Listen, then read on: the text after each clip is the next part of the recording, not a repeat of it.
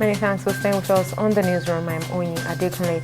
The Academic Staff Union of Universities, ASU, has threatened to embark on another round of strike over what it calls the failure of the federal government to implement an agreement signed with the union. The union's president, Emmanuel Oshodeke, who disclosed this in an interview on Sunday, said ASU is giving the government till August 31st to reach out to it, or it will activate the procedure of embarking on another strike. Oshodeke revealed that the government officials have stopped talking with ASU. Due to government silence over their demands, Oshodeke said the union would not hesitate to embark on a fresh strike to protest government's failure. Ebonyi State Governor Dave Umahi has said any civil servant that fails to report to their duty post will not be paid and risk being sacked. Many residents have been observing the sit-at-home order called by the indigenous people of Biafra, IPOB, every Monday since August 9th. Despite its suspension, some residents still observe the order out of fear. But Umahi, while speaking at the All Progressives Congress stakeholders meeting in Abakaliki, the state capital, on Sunday, said aside ensuring that defaulting civil servants didn't receive their salary, it would equally ensure that they lose their jobs.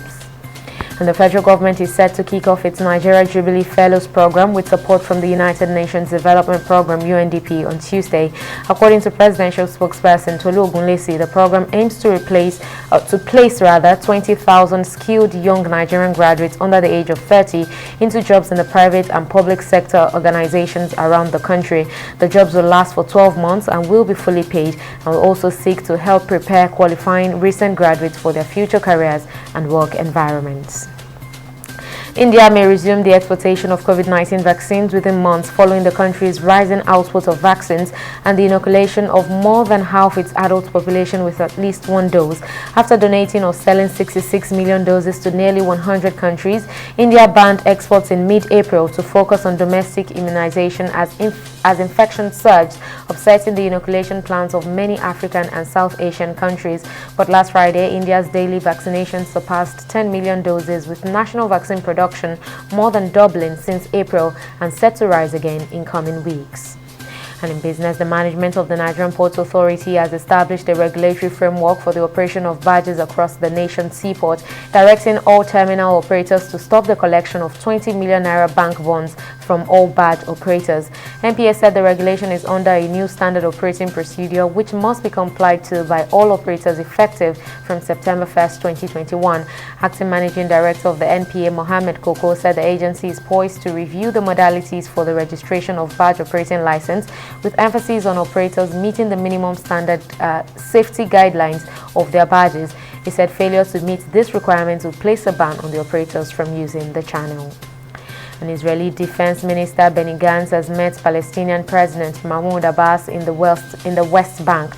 The meeting, which was held on Sunday, is the first official Israeli-Palestinian discussion since Prime Minister Naftali Bennett took office in June. According to reports, Gantz, who is the head of the centrist party in Israel's government coalition, said that Israel seeks to take measures that will strengthen the PA's economy. Both leaders also discussed shaping the security and economic situation in the West Bank and in Gaza. 11 days of conflict between Israel and Palestinian militants in Gaza in May marked the worst hostilities in the area since 2014, despite the Egypt-brokered ceasefire. And shortly after Team Nigeria's Bose Omolayo's gold medal win, Loveline Obiji has won Nigeria's 6th medal at the ongoing 2020 Tokyo Paralympics in Japan.